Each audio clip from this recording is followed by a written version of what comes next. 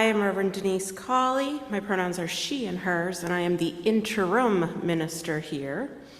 I want to thank all the entities of nature that helped contribute to this service today, from the plants that hold the soil of our church and the homes that we come from that sit on that soil, to the rocks and the foundation of the earth, to the chips that were mined from our earth to make the streaming of this service and our Zoom friends able to join us and even watch us later on YouTube, to the water that nourishes our human bodies, carrying out the work to create this service.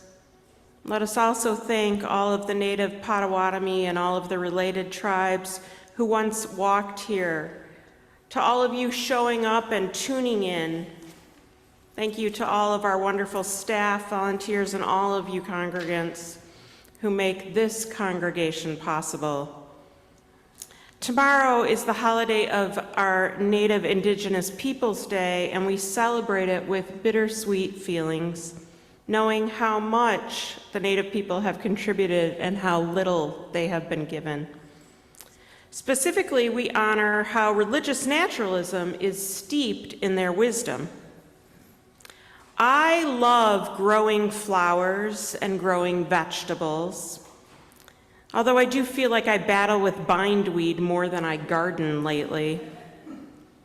Yet I am still so thankful to be doing my daily zinnia meditations, even as the weather has turned. I look at them, I breathe them in, I examine each color and each mini flower within the flowers. Many of you know I also draw and paint images like the ones behind me. From my walks and adventures in nature or in my garden, those are all times I take to reflect and center myself. Considering the wisdom of our earth speaks to my soul, but that nature is not separate from me. And as someone who embraces many religious naturalist beliefs, I am a part of that nature. Religious naturalist, botanist, bryologist, and native Potawatomi Robin Wall Kimmerer says, I've heard it said many times, in return for the gifts of the earth, gratitude is enough. It is our uniquely human gift to express thanks because we have the awareness and the collective memory to remember that this world could be well otherwise, less generous than it is. This week, I'm thankful for this moth that landed on my door. They seem to have two heads, an upper head that you can see in this picture that I'm going to show you, well, actually Luis's, and one that might have been, right underneath it, and maybe that upper one was a disguise and the lower one might have been the real power center. I chose not to take more photos to really examine it because I felt like this bug was asking me to just let it rest there, let it be. That it was a moment where I felt that reciprocity of nature, and my pleasure and my curiosity were not more important than the moth's need to exist. I think we are called to go beyond cultures of gratitude, to once again be cultures of reciprocity. We are not in control. What we are in control of is our relationship to the earth. So today's service is about that, our relationship within the order of the whole earth and the whole universe. Speaking of being whole, this week is also National Coming Out Week, and as an LGBTQ welcoming congregation, I want to welcome all of you and all of your identities to this service. Whoever you are, from wherever you come, you are welcome here. Whomever you love, however you define family, you are welcome. the identities you hold, how you want to be called, and the pronouns you choose are respected and welcome here. Whatever the color of your skin, the language your grandparents spoke, the cultures that move in your being, the abilities and disabilities you hold, whether visible or invisible, we welcome you. Whatever you believe, whatever your prayer or sacrament, even if none at all, we welcome you. We unite in Unitarian Universalist principles and covenant. We are a community of communities, spiritual seekers acting out, acting on, acting in community, building our faith of beloved community, united in belonging and covenant, all in search of an evolution and spirit of love. We welcome all of you. Welcome to our service of love. Good morning.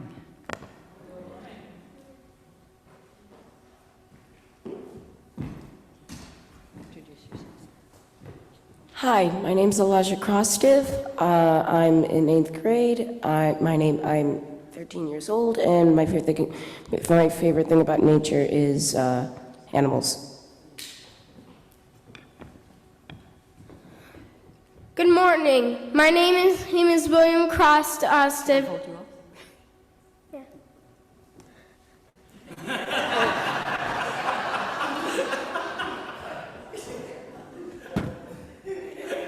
Good morning. My name is William Krostiv. My grade is 4th grade, and my favorite thing about the forest is the critters.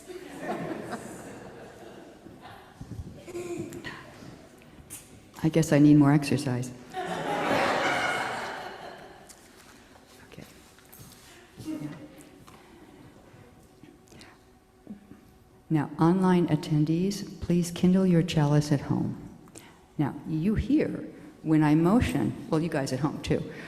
When I motion, say along with me, we light this chalice with gratitude, not yet, for all that nature gives. Okay? All right. The great green earth surrounds us with sparrow songs, starlight, rain splash, sunshine, cooling shade, and the warm company of human companions. We light this chalice with gratitude for all that nature gives. Nature holds us tenderly, and because we remember that everything we have and everything we are comes from the earth, we light this chalice with gratitude for all that nature gives. Now, if you would please rise and sing hymn number 175. We celebrate the web of life.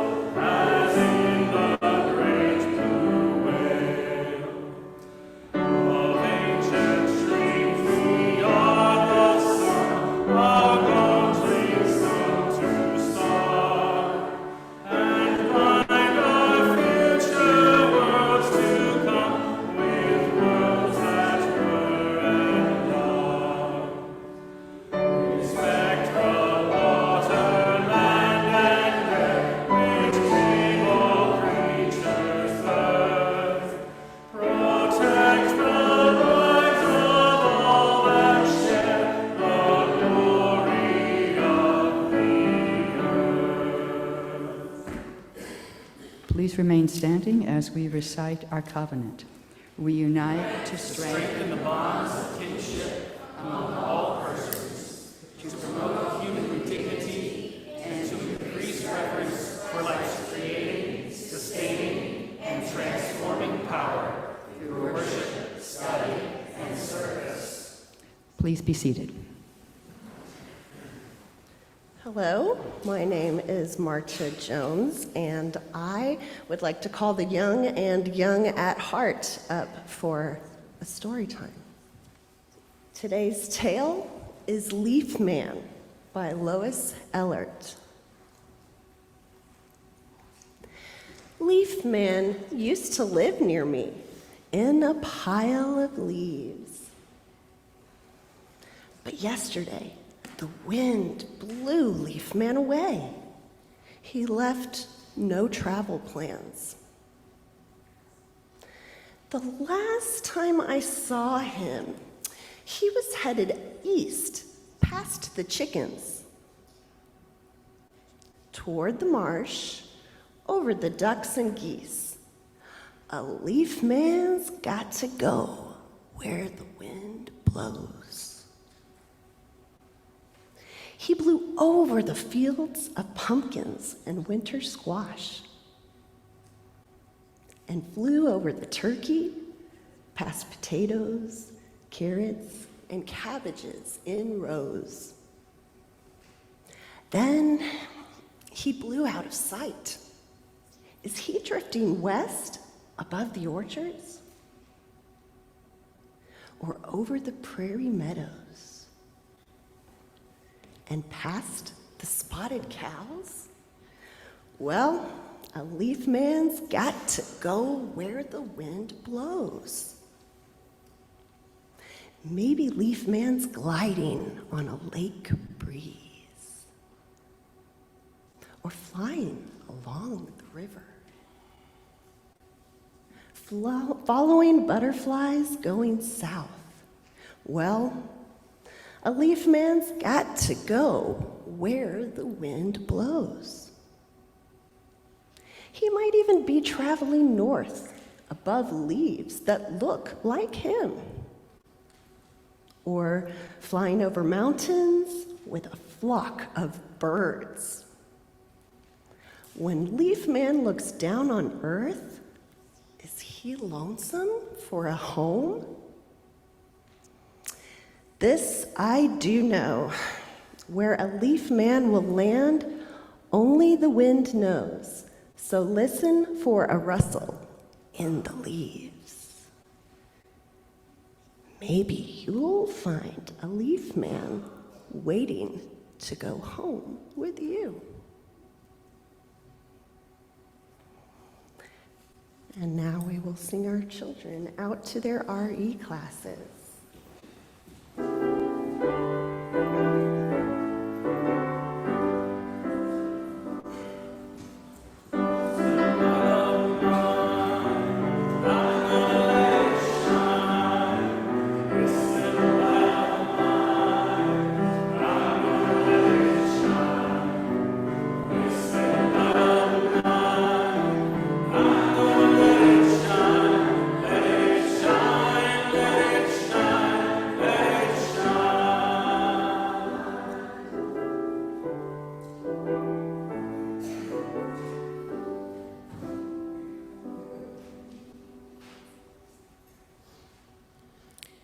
Beloveds,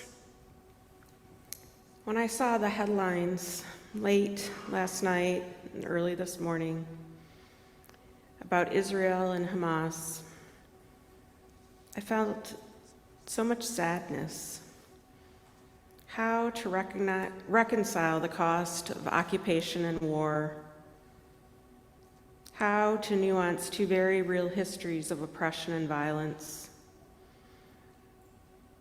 How to reconcile that with just getting done with the high holidays of the Jewish New Year. I'm holding close the words of the UN Middle East Peace Envoy, Tor Weinesland, who said, "This is a dangerous precipice, and I appeal to all to pull back from the brink." Reverend Sophia Betancourt, our UUA president, says, "We as a people of faith can condemn violence against civilians while at the same time engaging in the full legacies and histories of oppression that shape such devastating conflict." As a faith tradition, Unitarian Universalists have long worked for peace, and our principles and values call for the goal of world community of peace, liberty, and justice for all. And at the same time, we have not engaged the tangled issues surrounding Israel and Palestine since 2018, and our last engagement resulted in severed relationships and deep pain. So join me as we pray for the people of Israel and Palestine, the leaders around the globe who must respond to this latest flare of violence and the untenable ethical considerations that abound. Pray for the Muslim and Jewish UUs who experience the impact of this long strife acutely, and those of us less likely to know the trauma of unending brutality and harm, generational loss, and the devastating realities at the root of those causes. And be gentle with yourselves when you need to be, but do not turn away unless you must, because we're one global family, and we're all living tenuously on the same human-impacted earth, which seems quite appropriate to think about today with the theme of our service. So let's center ourselves in our meditation as we think about justice and our call for peace. Today in our meditation, I will read a line from the famous religious naturalist Ursula Goodenough, and then I'm going to chime the singing bowl, and I'm going to try to do it with my left hand, which will be new for me, but I'm afraid of all the flames over here. And you will be given a space to hold sacred space after I hit the chime. There will be 4 chimes today. So let us begin. Naturalism has been defined by many people. It's just a worldview that does not include the supernatural, and so it's everything else.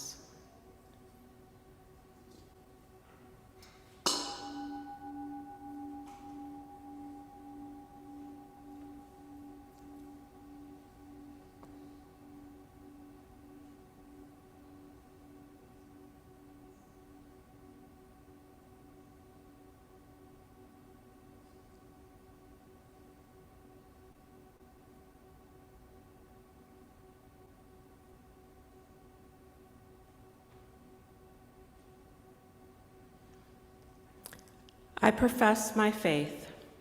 For me, the existence of all this complexity and awareness and intent and beauty and my ability to apprehend it serves as the ultimate meaning and the ultimate value. The continuation of life reaches around and grabs its own tail and forms a sacred circle that requires no further justification, no creator, no superordinate meaning of meaning, no purpose other than the continuation, continue until the sun collapses or the final meteor collides. I confess a credo of continuation, and in doing so, I confess as well a credo of human continuation.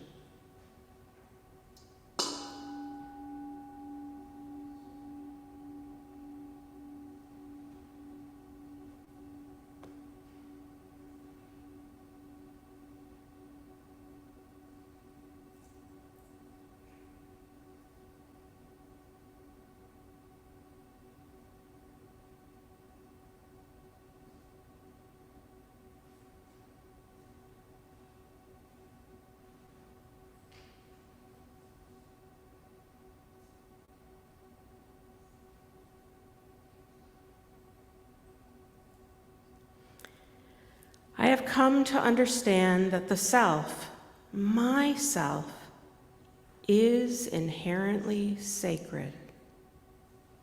By virtue of its own improbability, its own miracle, its own emergence. And so I lift up my head, and I bear my own witness with affection and tenderness and respect. And in doing so, I sanctify myself with my own grace.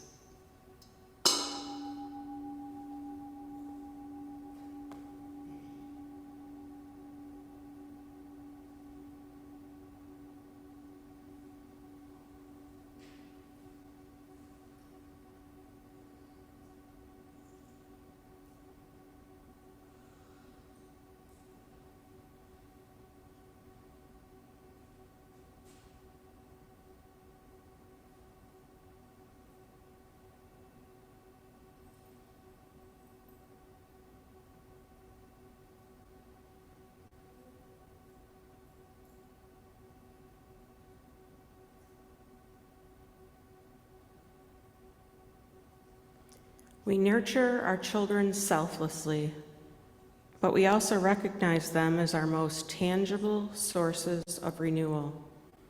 For a child, the world is always new. Renewal has been a religious theme throughout the ages. All of us see in children, our own and in all children, even if we don't have them, the hope and promise of what we humans can become.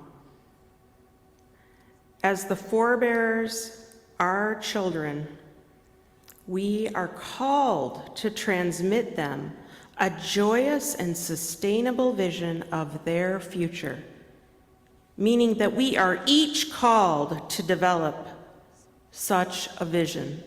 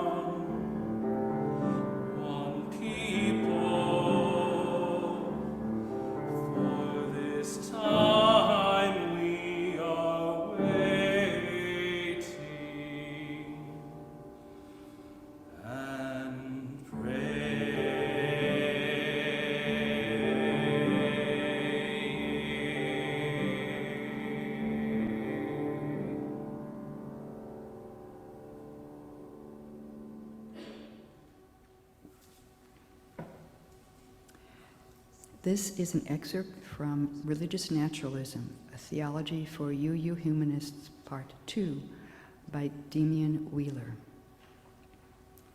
In the early 19th century, the Unitarians were the leading representatives of American theological liberalism. They still are. I think it is fair to say that Unitarian Universalism is the foremost liberal religion in America today. And, to me, religious naturalism is the quintessential expression of a liberal theological outlook. Like UU liberals, religious naturalists look to the guidance of reason and experience, including the direct experience of that transcending mystery affirmed in all cultures, which moves us to a renewal of the spirit and an openness to the forces which create and uphold life. For the religious naturalist, the transcending mystery is nature itself. Religious naturalists and Unitarian Universalists are also fellow travelers on liberal theology's middle path. Think about what religious naturalism is. For the religious naturalist, nature is ultimate. There's nothing above, beyond, or in addition to nature. For that reason, the religious naturalist is vehemently anti-supernaturalistic. This means that there is nothing outside of nature, and anything that does not exist, and anything that does exist, including humans and their civilizations, is a part of nature. Lest you be scared off by the word spiritual, it is derived from the Latin verb to breathe. Perhaps then spirituality simply has to do with contemplating and paying attention to that which is breathtaking. In that sense, science can actually be a profound source of spirituality, inasmuch as it reveals just how breathtaking reality is.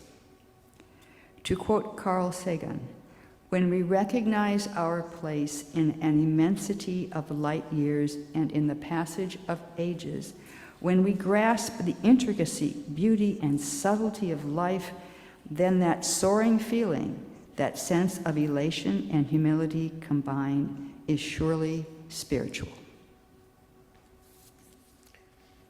I went through 8 families trying to get kids to light the chalice today. And I had someone say to me a few weeks ago, you end up having the Krestevs light things and do things a lot. It's because a lot of our kids are shy, and this week there's a whole lot of kids that are sick. So if any children ever want to read or light things, it is not about favoritism. My email address is revdenise@ccuu.org.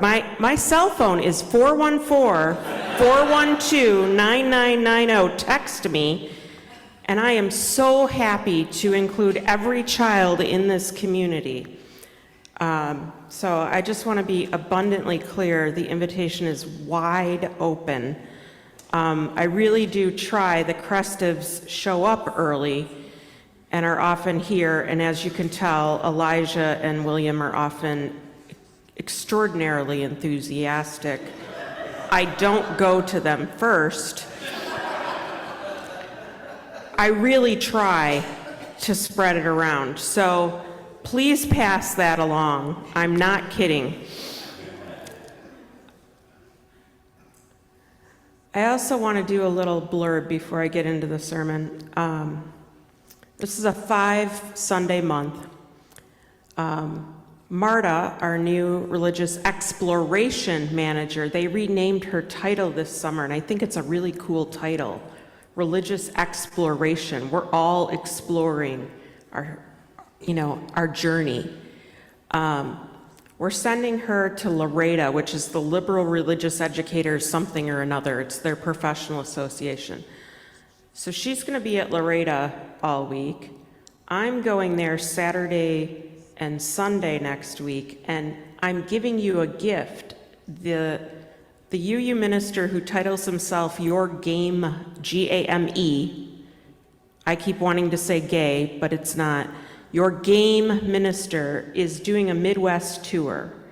And so he's going to come here and play games and talk about the nature of games as part of our religious heritage around covenant, and that we're always setting up covenant, and it's like a really cool sermon. So come here next week. We're going to talk about games. And then on Friday the 20th, families of all ages, y'all are all welcome. He's going to do a game night with families, which is separate than the cool young adults thing that Avery and thank you, the brothers, hold up. There they go. Yes, see them if you want to have good young adult community. And I just want to say too that they told me that is just the beginning. They have big, big plans. So please see them if you are interested in young adult community. But that's going to be going on. I surprised Leslie by doing the reading, and so she didn't realize there was another page. So I'm going to now give you the rest of that reading. So she quoted Carl Sagan. It was her last quote about that soaring feeling, that sense of elation, that humility combined is surely spiritual. And in short, religious naturalists are telling you that nature is enough. It is deep, it is sublime, it is vast, it is awesome, it is mysterious. It is enough to elicit fidelity and religious commitment, to arouse the profound, the spiritual feelings of wonder and thanksgiving and awe and humility. And we do not need to place our faith in under other worldly gods, nor do we need to long for another life in another realm beyond nature, because this world and this life can provide ample context and support for finding purpose, value, and meaning. That is religious naturalism in a nutshell. Now, if you do find that you want to and believe in gods or nature or other worldly things, that's okay too, because we're Unitarian Universalists, and you can kind of have it all. But we're doing heritage this month. So nature is always seeking balance. We as humans are not. We talk about it a lot. I am not sure we ever achieve it. More often than not, we are always evolving. A clear focus on our theology might help us move back into theology and harmony with nature. I want to pause and say that the word theology means, what do we think about the nature of the divine or spirit or creation? I learned a few months ago that there's a number of people who thought that that was a Christian word. It is not. It is not a word claimed by any one faith. They can try, but that's not correct. Today, we are learning about a theology called religious naturalism that is part of our UU heritage. It is born out of both our embrace of science as well as our transcendentalism heritages. Some say it's born out of part of our embrace of paganism, but it's a little different. Connecting to the wonder and the power of nature is counter to power that forms the foundational allure of humanism, and counter to many of the distorted interpretations of Christianity that have become pervasive in our society. Theologies must empower and inspire. That means thoughts about the nature of God or the divine or spirit must empower or inspire. Religious naturalism seeks to do that. So I encourage you to actually consciously explore current thought leaders in religious naturalism. Our meditation, I introduced you to Ursula Goodenough. That's her real name.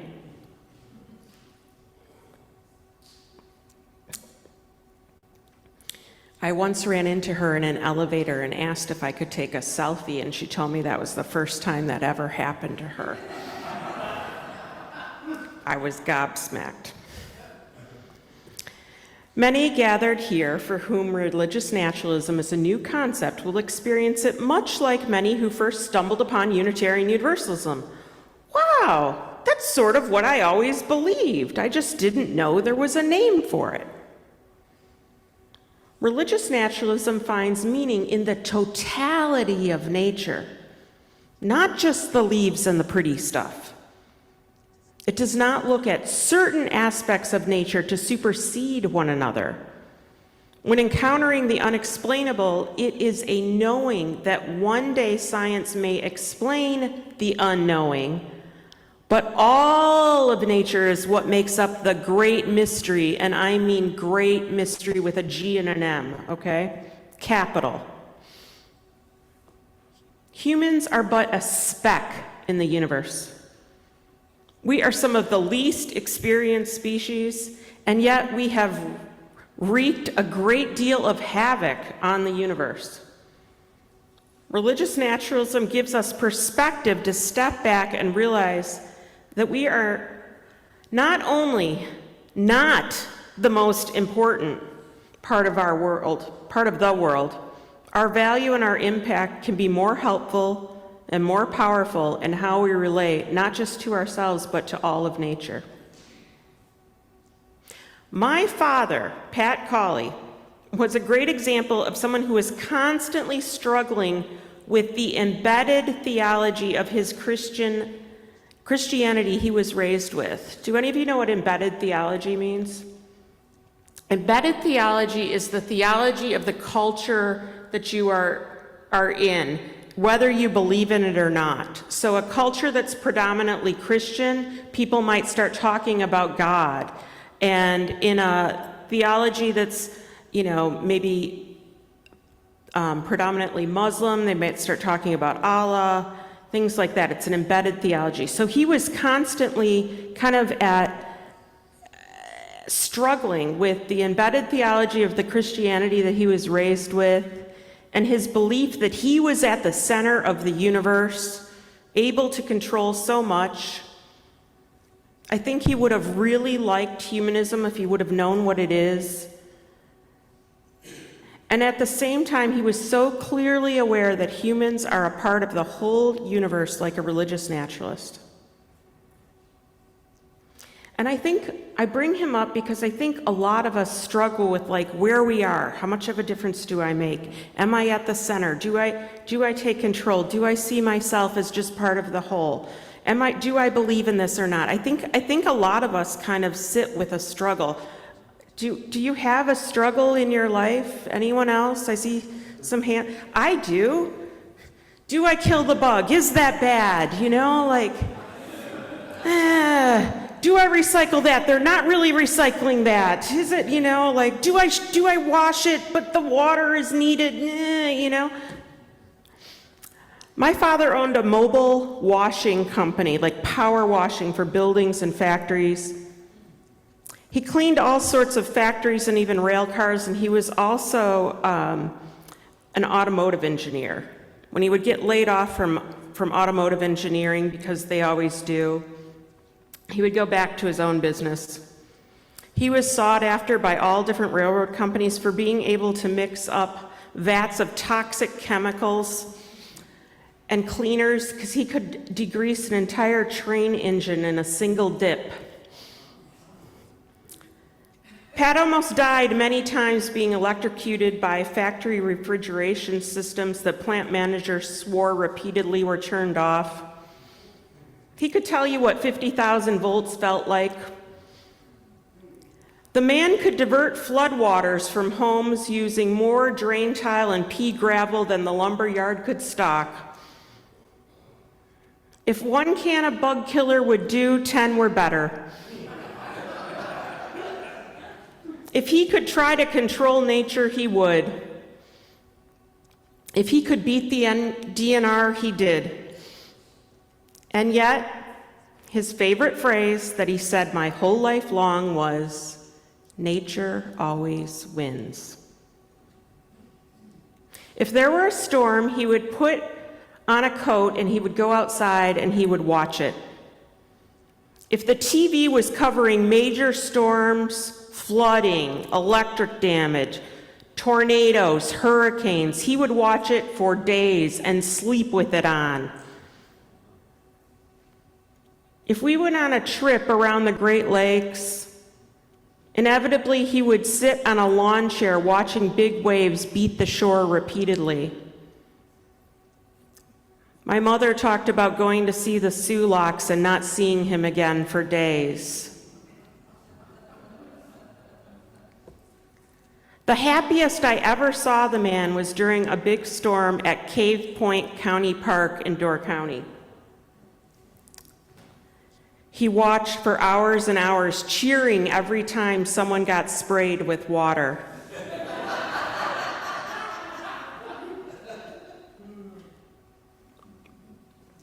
Storms, that kind of splash, was better than any sporting event for him.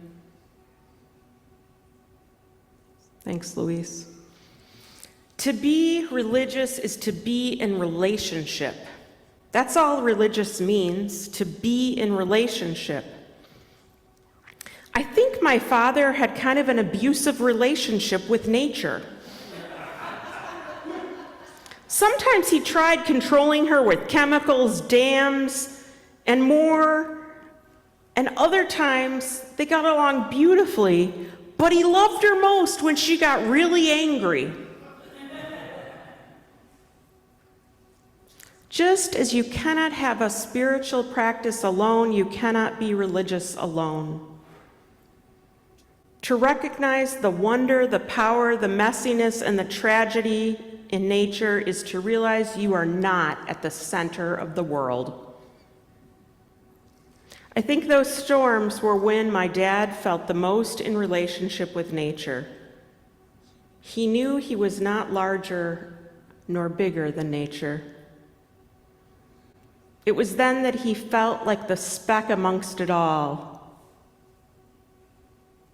It is when you know you are being active in relationship with nature that you are religious.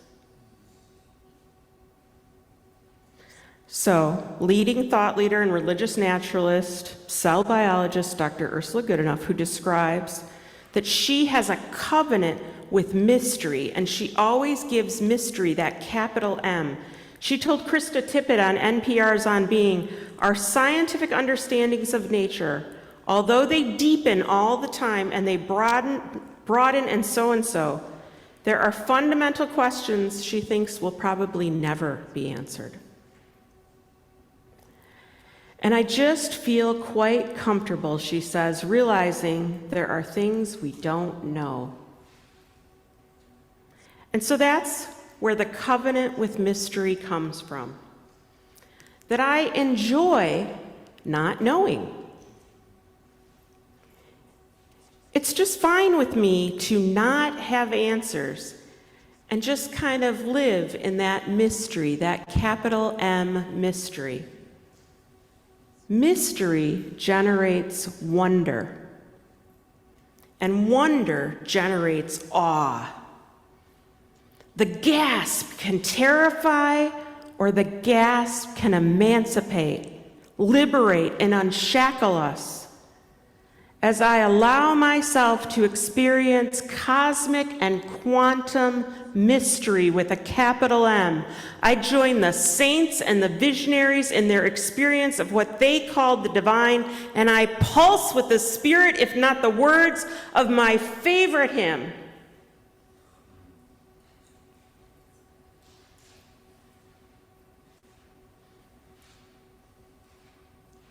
Our indigenous and native siblings in teaching us that humans are not the center of the world.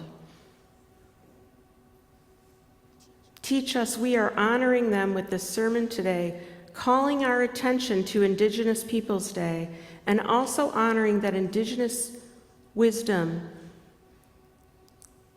shows us that humans are not the top, not the center. Many of you have read Robin Wall Kimmerer, who says, in the Western tradition, there is a recognized hierarchy of beings that always places humans at the top, the pinnacle of evolution, the darling of creation, and plants at the bottom. But in the native way of knowing, human people are often referred to as the younger brothers of creation. We say that humans have the least experience with how to live and thus the most to learn. We must look to our teachers among the species for guidance. In many biblical stories of creation, we have humans at the center and nature existing for their pleasure only. And this is the opposite of the religious naturalist point of view. In religious naturalism, we are but a player in the story, not the entire world. Thus, we have different creation stories like Turtle Island or Sky Woman, who brings both gifts and is helped by the animals, the trees, and the leaves. The gifts she brings are significant because she would never come to just take. Fellow Chicagoan and religious naturalist, theologian Mike Hogue, who I studied under, says it is the belief that nature is the whole reality and that this insight is religiously and morally significant, is what religious naturalism is. I love that religious naturalism still holds up story. That's another thing that makes it different than humanism. Humans need stories, Ursula Goodenough says. Compelling stories that help to orient us to our lives in the cosmos. The epic of evolution is still such a story, beautifully suited to anchor our search for planetary consciousness, telling us of our nature, our place, and our context. Goodenough says, so that's the difference between a naturalist and that's what's the difference between a naturalist and a religious naturalist. Both take nature seriously. Both adopt everybody's story as their core narrative. The religious naturalist also takes nature to heart, and taking something to heart means that your heart can be broken. You can experience moral outrage when that which is revered is desecrated.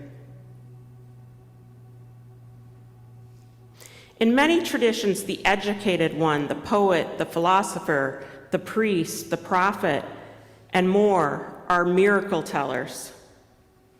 In religious naturalism, they're just part of the landscape or one part of the nature system.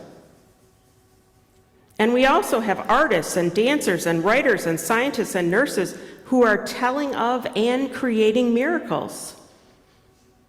These folks offer us history and traditions, as do plants and animals and cells and chemistry, that all can bring us transcendence and clarity.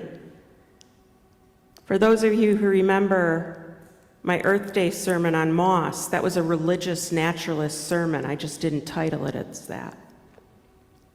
I told you all the ways that moss is so wise. For the religious naturalist, nature provides miracles that satisfy our need for wild stories. My father was also one who loved all the nature channels, all National Geographic all the time. For all that he loved that, he also was pumping the earth with all kinds of crazy chemicals, right? This juxtaposition.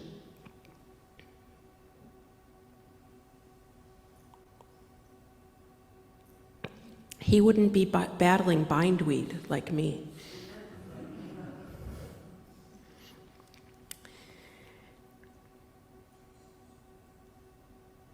There is no need to go look elsewhere in religious naturalism for wild stories, because those deep yearnings we have for the supernatural and the miracle tales, they're all quenched with nature.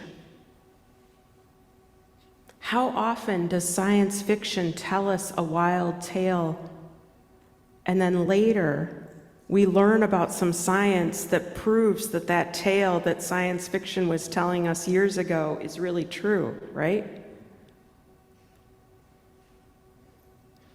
To take the universe on, to ask why are things as they are, is to generate a foundation for everything, Good Enough says.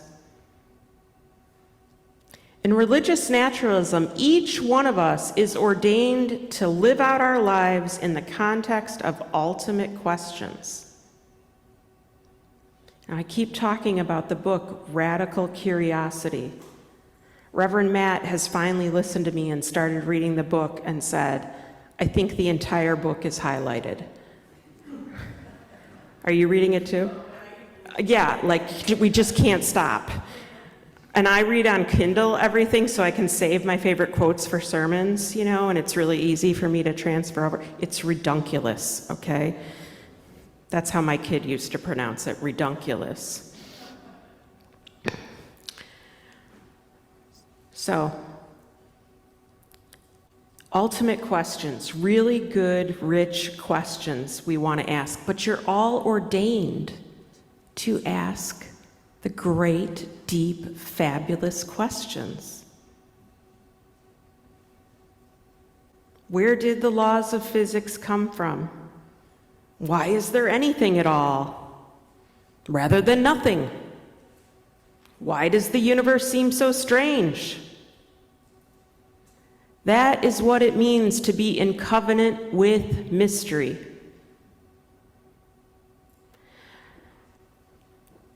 Ursula Goodenough says, make a deal with the unknown.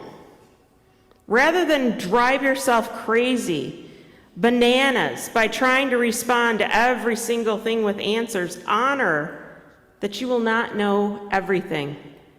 That is your covenant with the great mystery, capital G, capital M. Religious naturalists do not believe in what I often term Santa God in the sky. They are often spiritual in that they find mysticism or spirituality in the grand way that nature fits together in a seamless story. Religious naturalists find science to be a profound source to feed their soul, to orient them to the sublime wonder of the universe.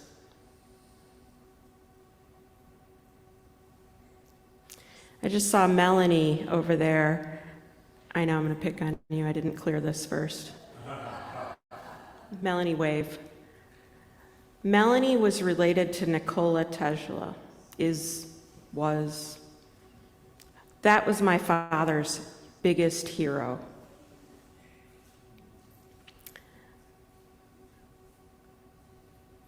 He always talked about how his Nikola Tesla books got stolen all the time, which he was positive was some sort of government secret, like, I don't know what, But yeah, so he would be tickled that I am now talking about him in a congregation that has someone related to Nikola Tesla. So religious naturalists find science to be the profound source to feed their soul, to orient them to wonder. And the word spiritual is derived from the Latin word to breathe. So for anyone in here who says that they are not spiritual because they don't believe in the Santa God in the sky, do you breathe? Do you see how nature breathes?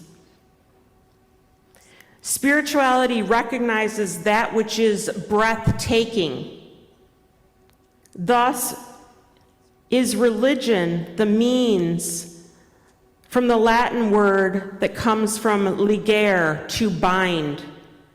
Thus, a religious naturalist sees that nature is bound together, and to practice religion is to be bound together. To be spiritual is to breathe, and a naturalist means that we are breathing in the oneness of nature bound together in the universe. So as you consider your theology, you each encounter, and we have some great classes that are going on to help you consider all those things and go on your journey. A question to ask about any of them is who or to what is centered as you study theologies. Each theology has different implications based on who or what is centered. I think my father struggled, much like how we all struggle, with how much we should help the environment. Which ways do we prevent flooding or control the environment? Do we kill the bug? Do we center ourselves? Do we clean the toxic railroad car or not build it at all? Do we go to the place or stay home? And then juxtapose that with loving to watch what nature did when she pounds the beach and floods the road and storms the sea. It's all a lot of ongoing questions, isn't it? In indigenous and religious naturalist theologies, the whole of the environment is centered. Humans are not at the center, but instead, humans are part of nature. What does that mean? So what? These are the questions for you to ask and struggle and wonder in community about. We are all a system, an interdependent system. So if this way of looking at things where humans are part of the ecosystem and the universe really speaks to your soul, you might be a religious naturalist. There is much we can know and much we cannot.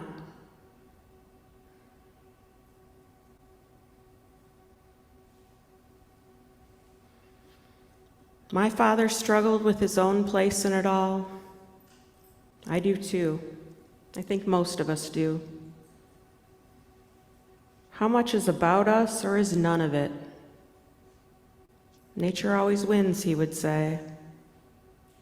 Religious naturalism brings humility to other theologies.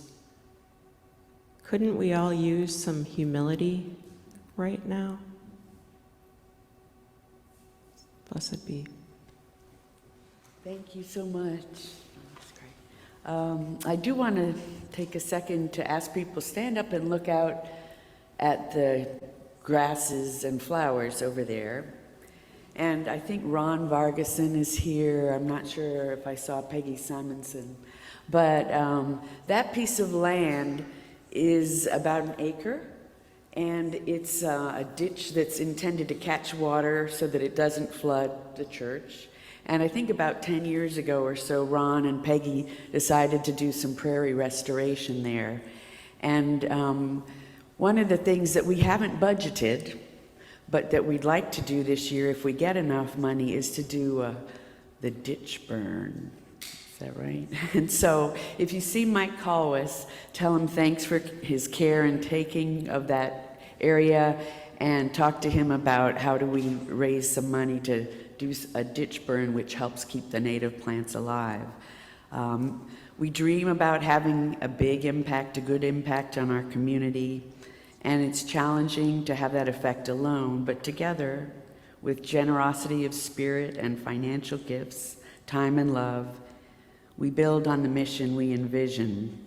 Giving is an anchor that holds you through a stormy night, and giving reminds you of who you are at your best self.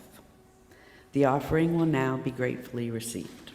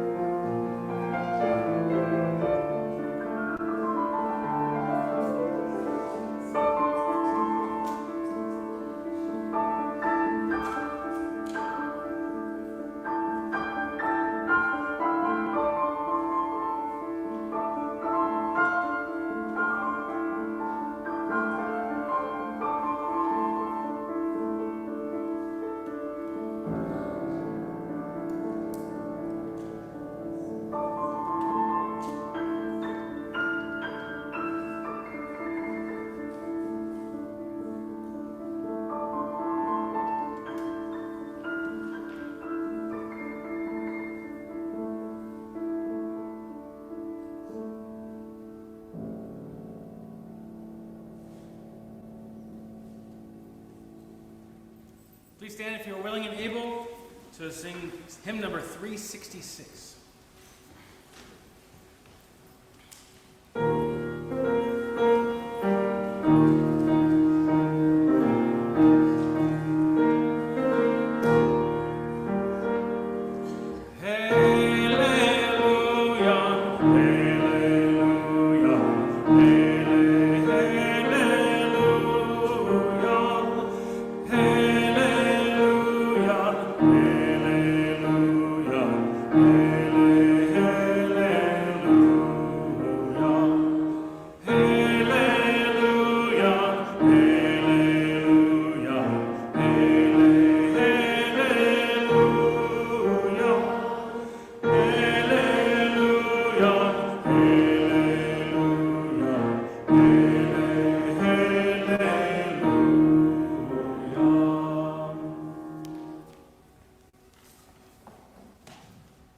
From my hero, Robin Wall Kimmerer. Nature herself is a moving target, especially in an era of rapid climate change. Species composition may change, but relationship endures. It is the most authentic facet of restoration. Here is where our most challenging and our most rewarding work lies, in restoring a relationship of respect, responsibility, and reciprocity. And of course, love. Go in peace.